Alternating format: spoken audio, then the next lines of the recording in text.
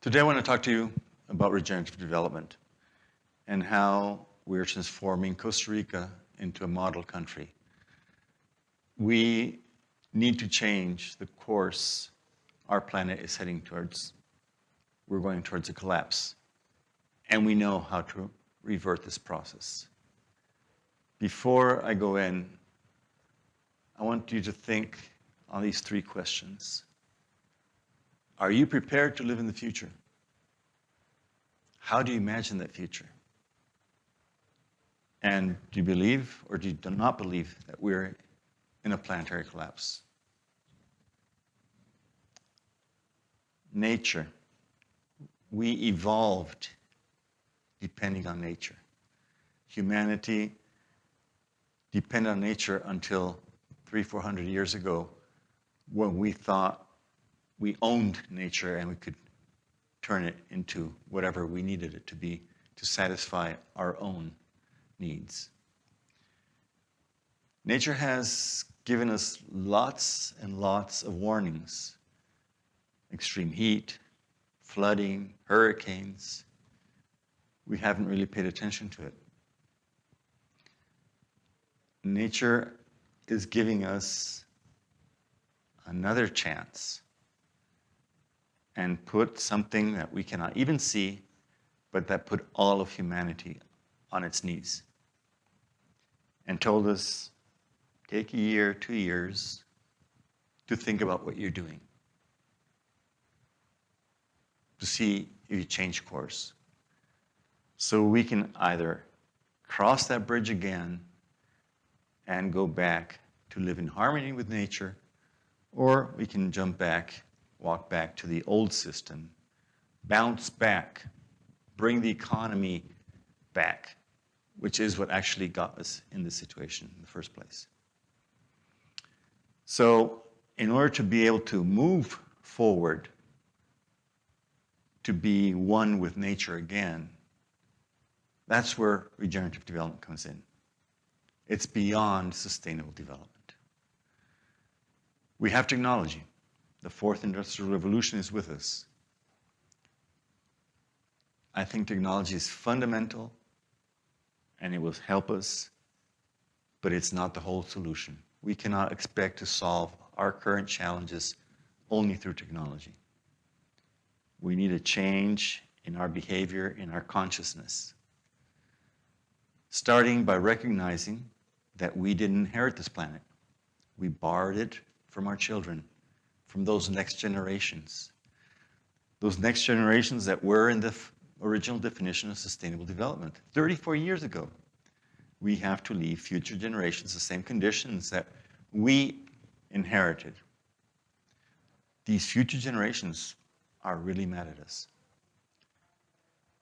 They clearly understand that the planet is dying, and they're not valuing anymore the same things that we valued. They don't want money, they don't want houses, they don't want cars.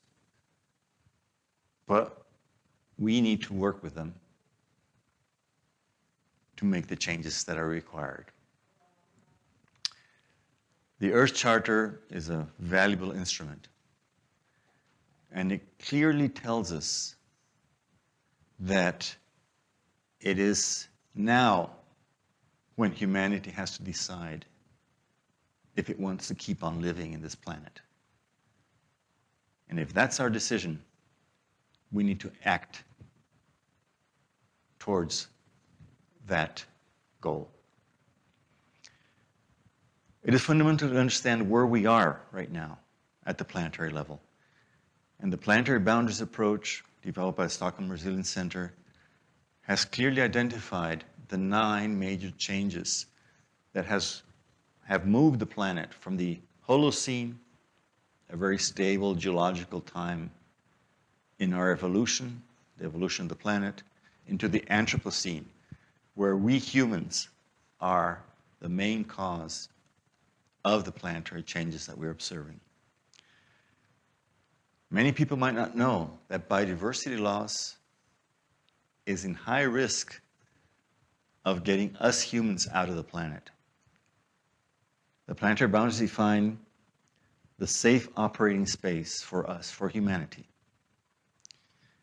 I think even less people think that fertilizer use is also in the high-risk area.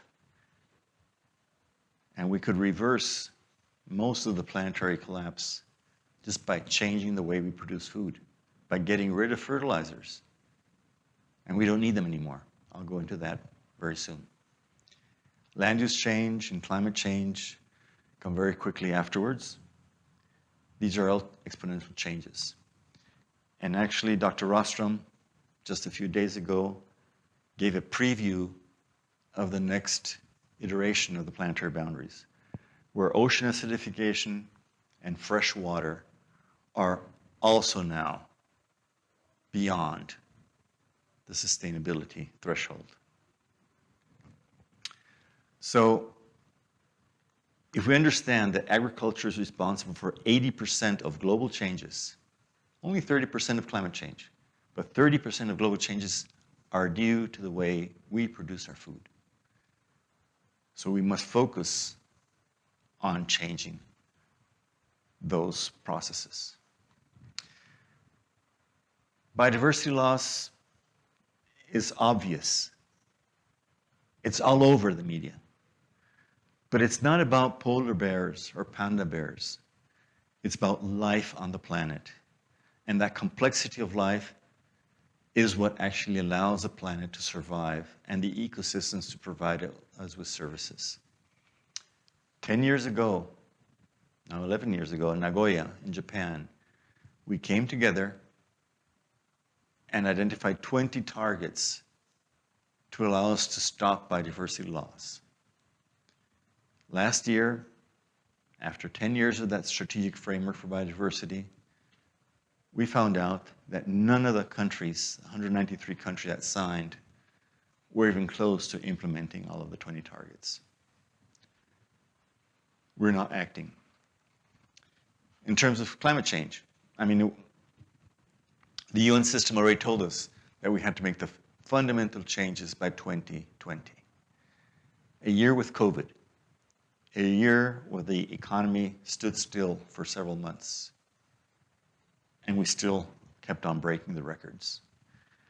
And we're now getting into the hothouse, a runaway climate change that is rapidly turning all these processes that are all united into an exponential speed of change. So we just have to look at the news. Sea level rise 15 years ago was going to be 30 centimeters by the end of the century. Today we know it's going to be several meters. We're just seeing all of these changes. Australia burning up in a few months, duplicating its CO2 emissions through these forest fires. 3 billion animals dead, or at least injured. 3 billion animals.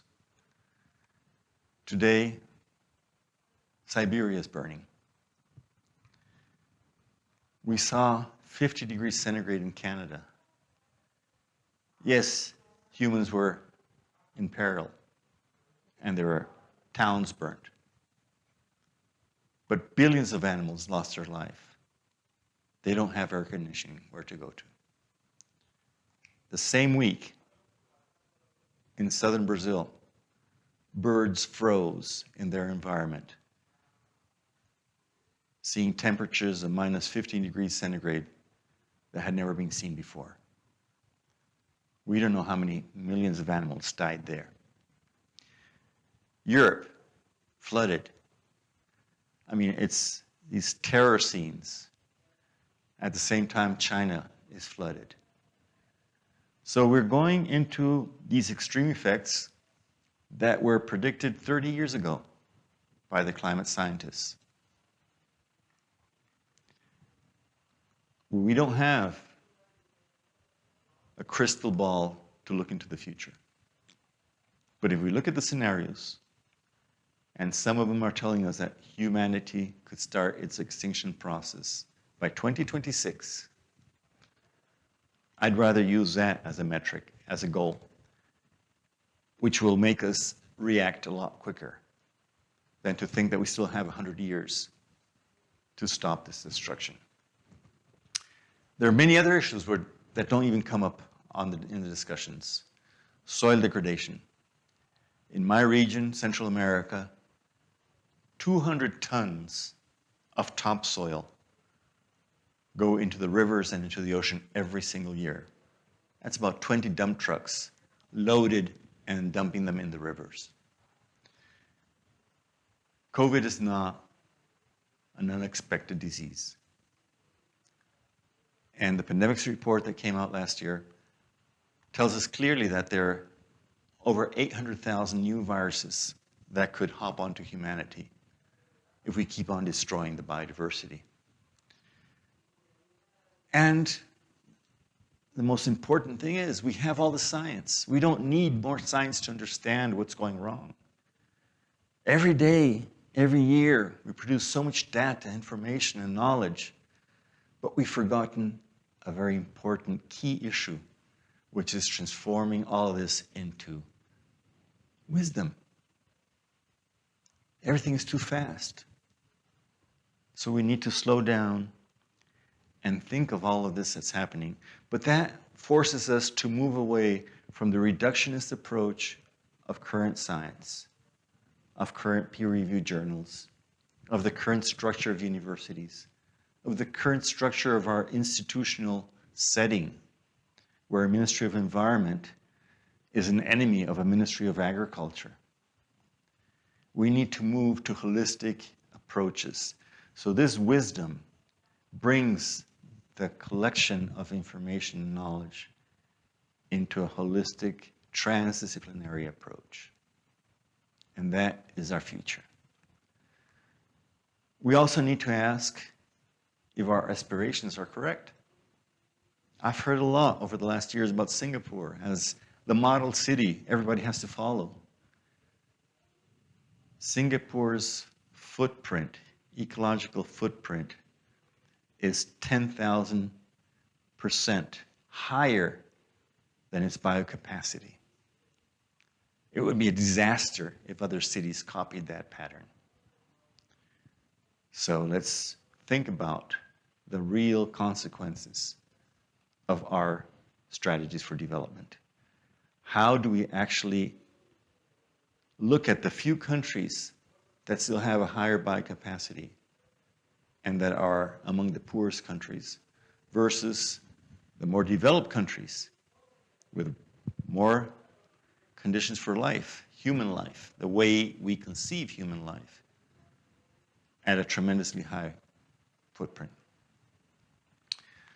Then another question, who is responsible for the future? Is it the UN system? Is it a president? Is it a government? Is it the NGOs? Is it business? Actually, it's you and me. Change has to come from each of us. And we need to collectivize that change very quickly. But we cannot sit down and expect somebody to come and solve this for us. The UN won't do it. Governments won't do it. The corporate sector won't do it on its own. So we all need to be in this together. We've been told that we need to adapt.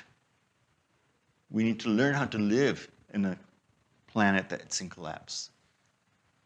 I don't think that's totally correct. We still have the chance to build a better future, to build a better tomorrow, if we act now. But for this, we must understand that we are nature. We are one. That means we have to reinvent ourselves. I used to think of revolution. We need a revolution. Now I consider we need an evolution, where we go from a degenerate vertical system of an ego society, an ego economy, where the man is on top, the woman is underneath, and all life at our feet, through a transition of the eco society, the ecological economy, or economics, to Seva. Seva is humanity in service of life. And we need to give more than we take. So any of our projects, any of our initiatives has to give positive outcomes for life, all life on Earth, not only human, for communities, and of course, money-wise or business-wise. For this to happen, we need to come back and really bring forth the feminine principle, which is the principle of caring, as Leonardo Boff says. Looking at Mother Nature. Why do we call it Mother Nature?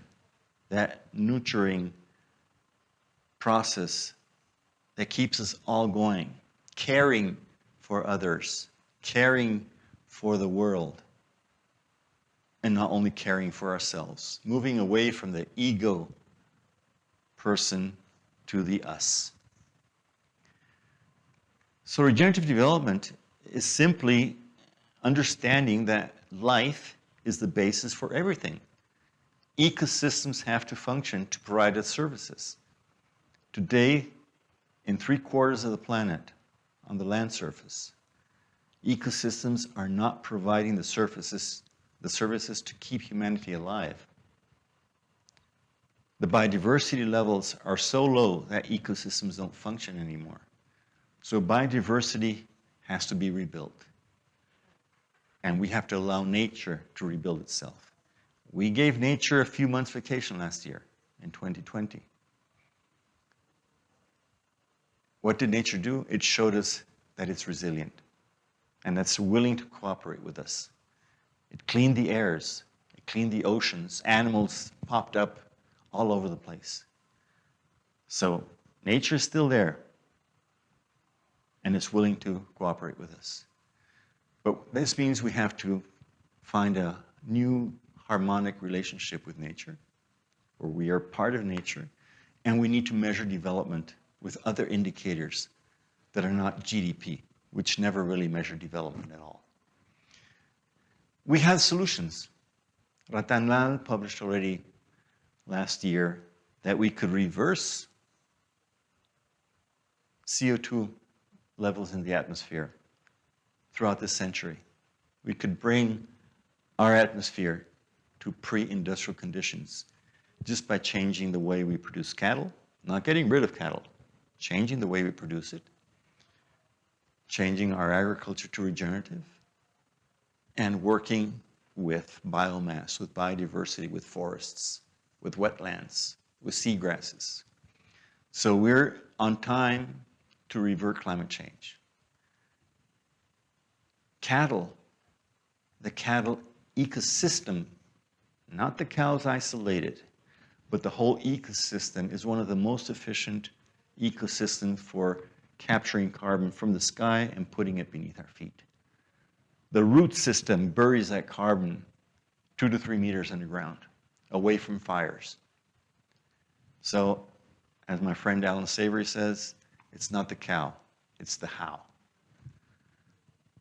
Rodale Institute. Mr. Rodale was one of the first people who actually coined the term regeneration in agriculture. Rodale Institute has shown us with this white paper that just by changing the way we produce cattle at a planetary scale, we could fix every year more carbon than our total global emissions.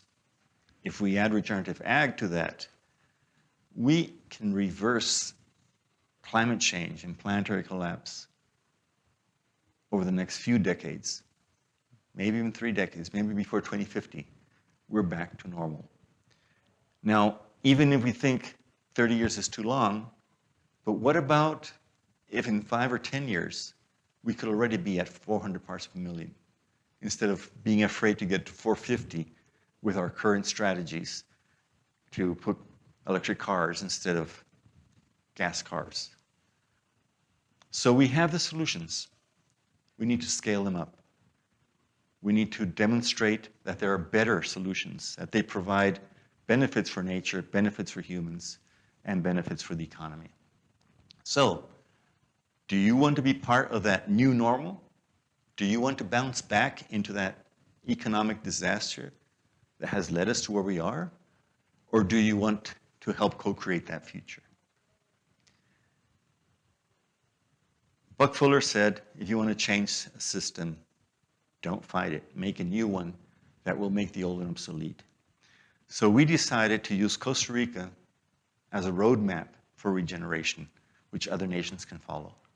If we can transform Costa Rica into a regenerative nation and prove to the world that we can fix enormous amount of carbon while increasing biodiversity and while increasing livelihoods, then it will be easier for other countries, other bioregions to catch on with this and also change their strategies for development.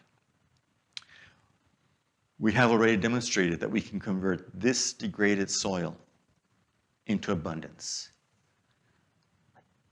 30 families, in the case of this farm in the slide, produce 8 tons of food per month in 1 hectare land.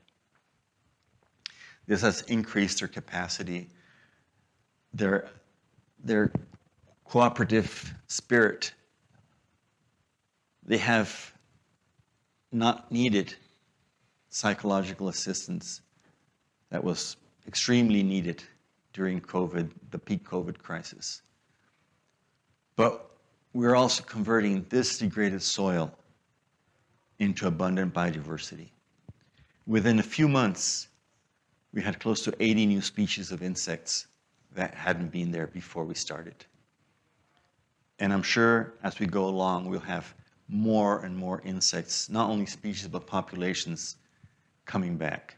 Nature is amazingly resilient, and it can really flourish if we allow it to. We just have to give the conditions.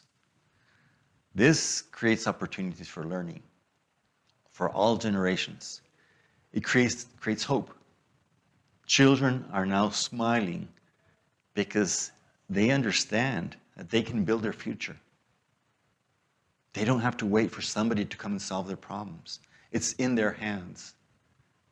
And by learning this in the school farms we're setting up, adopting over 700 schools for the kids to produce their own food, they take this to their homes.